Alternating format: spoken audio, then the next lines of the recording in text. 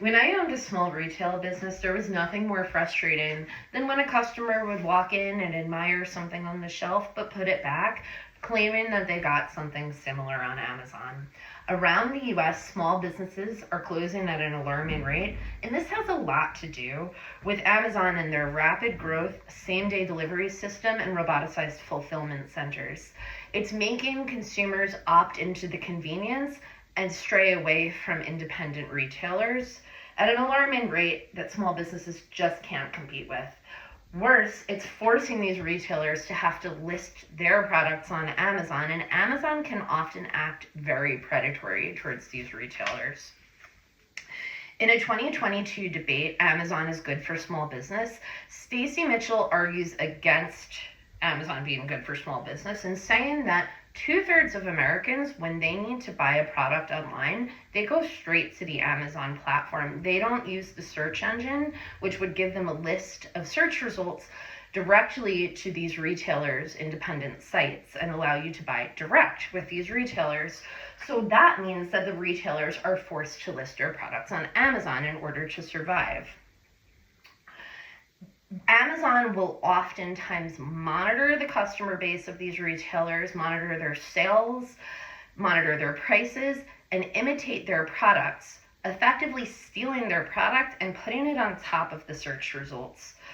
This happened to a Brooklyn firm, Fordham. Wall Street Journal put out a report. Fordham made a best-selling trunk organizer, which Amazon effectively stole, made the price a little bit lower, and placed it on top of the search results, thus hurting Fordham. I'm proposing a 2% convenience tax on all purchases above $50 a month on Amazon, allowing for a threshold for things that are really, truly hard to find independently of Amazon.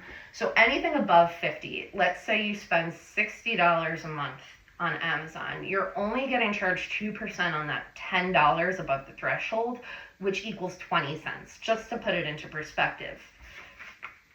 This would make consumers think twice before just reverting right to Amazon and seek out other retailers when possible. Why is it so important to have other retailers besides Amazon? If Amazon harbors all of the power, innovation will suffer. In a 2022 report, Access Rules, Freeing Data from Big Tech for a Better Future, Victor Mayer-Schonberger argues that with Amazon having 50% of the US market share in online retail, there's consequences for businesses. Oftentimes, when a business is this large, it'll negatively affect innovation because startup companies who are progressive get acquired by these big businesses and cut off from venture capital funding. Venture capital funding is important because it allows progressive startups to take more innovative risks, whereas when they're acquired by a larger company, they're usually unable to do so. Risks, and progressive risks especially, lead to innovation.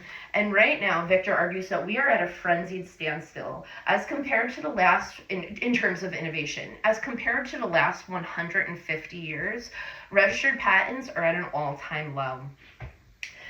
In a 2017 report, Patents Prompting or Restricting Innovation, Mark Baudry blames this decline in newly registered patents on a lack of private incentive. It has a negative effect on the economy, he claims. And the Organization for Economic Cooperation and Development reports that 95% of the firms with increased patents do credit this to increased inventions and innovation.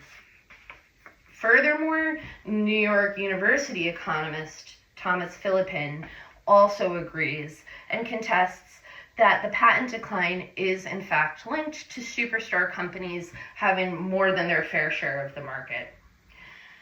In the 2019 publication, Cost of Free Shipping, Amazon and the Global Economy, Ali Mohammed Wilson argues that Amazon's market capitalization is actually more than the GDP of 9 smaller Latin American countries combined. This extravagance in market share leads to what he coins a term known as the Amazon effect, in which it eliminates small business as well as other things such as negative working conditions and poor environmental effects. So why do we need to carry the burden as the consumers? Isn't convenience part of modern day life? What about the senior citizens who rely on the convenience of same-day deliveries and easy shopping? My plan is to use this 2% convenience tax to fund a universalized logistics system. There's a lot we can learn from Amazon and what they've discovered about logistics that helps them be so effective. In a 2020 report by Food Weekly Focus, during the onset of COVID in the Houston area, flex delivery drivers from Amazon were able to deliver over 3,000 pounds of shelf-stable foods to senior citizens via contact-free delivery in the first 2 days alone. Amazon has gotten a handle on predictive AI, enabling them to stock their shelves and anticipate needs. And they utilize proprietary fleet drivers, which helps them have a very expansive physical network. We can learn from Amazon and enable this system to work for other retailers besides just Amazon.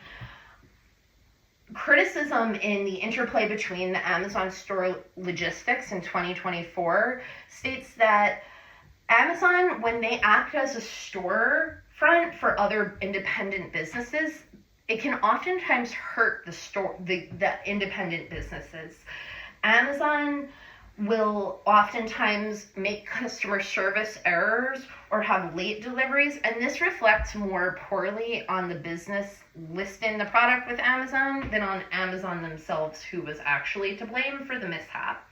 So a lot of times consumers who face a dilemma like this won't go to the store again, even though it was really Amazon's fault.